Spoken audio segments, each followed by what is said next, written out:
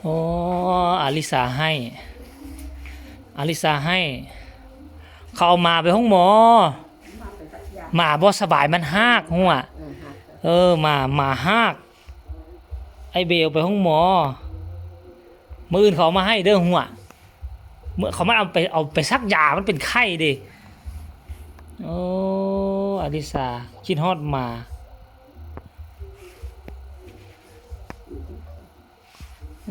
เขามาเขาไปซักยาจุ๊บสีก้อนหรือว่าไปเอาตัวสีขาวไว้อ่ะฮะมื้ออื่นเขาเอามามื้ออื่นเขาเอามาโอ้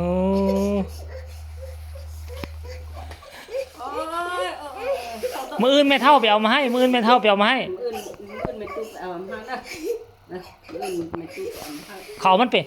มันหากเขามันไปซักยานี่ซักยาชนิดมันดีแล้วเอามาให้โอ้ตุ้มมันเอามื้ออื่นเขาเอามาเด้อมื้ออื่นแล้วมาลิ้นเด้อนี่น่ะต้องให้มันเขาเอาดองไปอีกจังได้เขาเอามาโอ้ยสาเอ้ย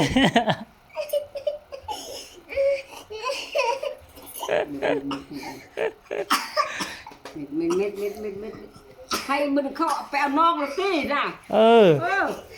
เศร้าไปเศร้าฟ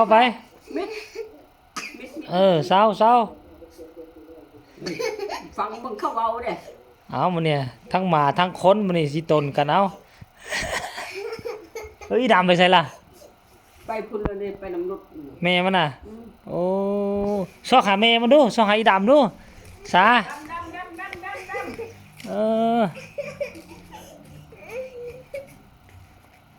โอ้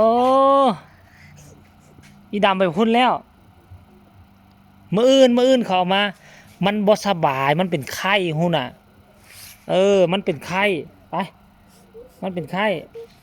อยู่น้ำไม่เท่าอยู่น้ำไม่เท่าอยู่น้ำไม่เท่า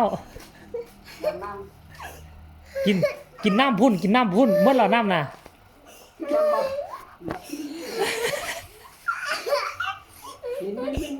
มันซักยาเฮาเลยมันซักยาเฮาเลยมันเอามาเขาไม่ได้เอาไปใส่เด้เขาไม่ได้ไปก็เขาไปซักยาแล้วค่อยเอามาโอ้ย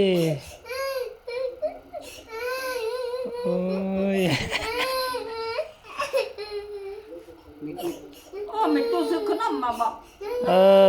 ซื้อขนมมาบอกจะในซื้อขนมให้กินเช้าได้จะออกไปนอกนะออกไปเติมแก๊สนี่นะไว้ไปน้ำพอเติมแก๊สบอก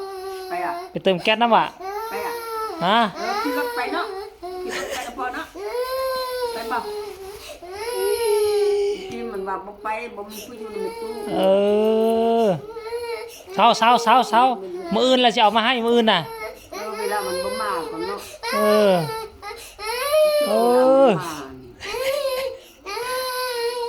เอาจะเป็นน้ำมาให้น่ะอีลิซากัน